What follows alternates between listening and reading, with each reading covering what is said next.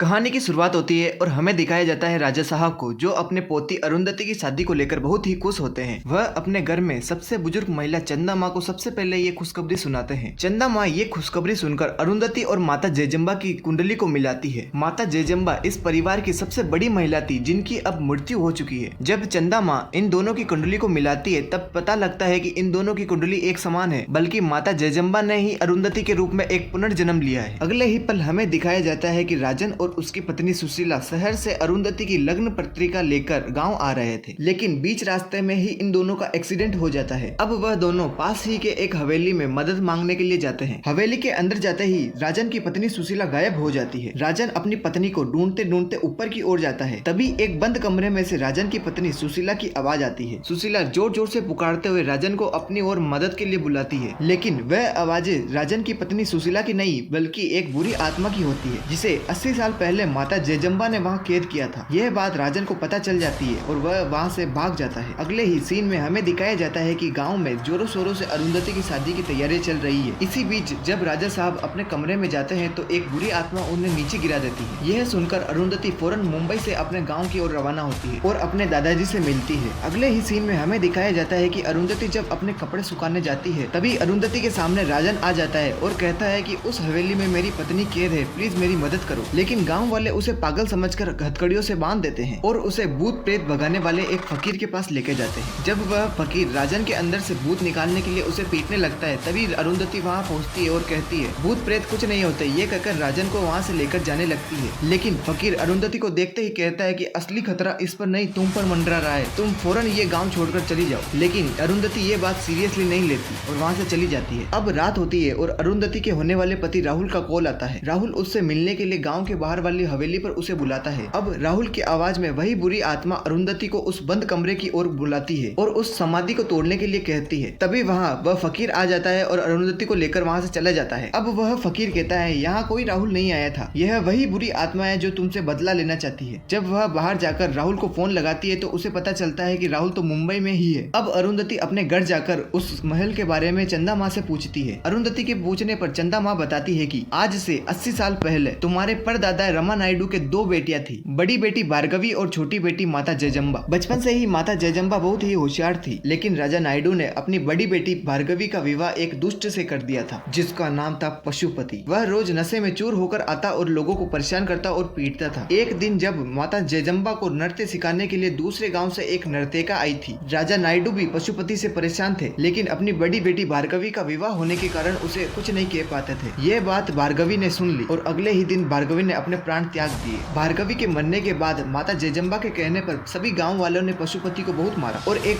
पागल घोड़े के साथ बांध दिया, लेकिन पशुपति मरा नहीं और जंगल में अघोरियों के साथ रहकर काला जादू सीखने लगा। अब पशुपति कुछ सालों बाद माता जयजम्बा से बदला लेने जाता है। जिस दिन पशुपति जाता है उस दिन माता जयजम्बा की शादी होती है। वहाँ जाकर पशुपति सभी को मारने लगता है। अब माता जयजम्बा धोखे से पशुपति को मार देती है और उसी जगह पर पशुपति की समाधि बना देती है। पशुपति न तो जिंदा होता है न ही मरा हुआ, वह उस समाधि के अंदर कैद रह जाता है। अगले ही सीन में हमें दिखाया जाता है कि राजन को उस हवेली में से सुशीला के चीखने की आवाजें आती है और वह जाकर उस समाधि को तोड़ देता है और पशुपति को आजाद कर देता है और अपना बदला लेने के लिए अरुंधति के पास जाता है, लेकिन वह उसे नहीं मारता है और वहाँ से निकल जाता है। अब अरुंधति उस फकीर के पास जाती है जिसने अरुंधति को आने वाले खतरे के बारे में बताया था। वहाँ जाने पर उसे पता लगता है फकीर किसी और गाँव में गया हुआ है। अब अरुंधति फकीर को ढूंढते ढूंढते दूसरे गाँव में चली जाती है। अब पशुपति वहाँ भी आ जाता है और बीच ट्रेन की पटरी पर उसे गाड़ी में लॉक कर देता है। दूसरी ओर ट्रेन तेजी से अरुंधति की ओर बढ़ रही थी। अब वहाँ एक गांव वाला आता है और किसी तरह अरुंधति को उस गाड़ी से बाहर निकालता है। सुबह होने पर अरुंधति अपने घर पहुंचती है, लेकिन पशुपति वहाँ भी आ जाता है और अरुंधति को मारने की कोशिश करता है। जब पशुपति को पता लगता है कि अरुंधति की शादी के लिए सभी लोग मुंबई की ओर रवाना हो रहे हैं, तो पशुपति कहता है कि सभी घर वालों को मुंबई भेज दो, लेकिन तुम यही रुकना, ऐसा नहीं किया तो मैं सभी लोगों को मार दूंगा। अब सभी लोग अरुंधति को अकेला छोड़कर मुंबई के लिए रवाना हो जाते हैं। सभी घर वालों के जाने के बाद पशुपति अरुंधति को मारने ही वाला होता है कि चंदा माँ उस फकीर को लेकर वहाँ पहुँच जाती है। अब वह फकीर पशुपति की प्रेत आत्मा को वहाँ से भगा देता है। अब अरुंधति पूछती है कि वह पशुपति की प्रेत आत्मा मेरे पीछे क्यों पड़ी है, तो चंदा माँ बताती है कि तुम ही ने जयजम्बा माता के रूप में पुनर्जन्म लिया है और वह जयजम्बा का बदला तुमसे लेना चाहता है। अब वह अपने पिछले जन्म को याद करते हुए